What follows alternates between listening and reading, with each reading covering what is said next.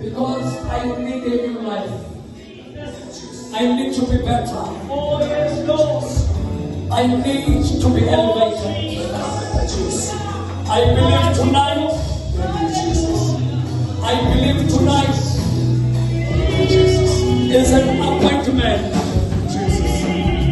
between me and the Lord. Ah, yeah, yeah, yeah, yeah, yeah, yeah. Ah, yeah, yeah, yeah, yeah. Ah, yeah, yeah, yeah.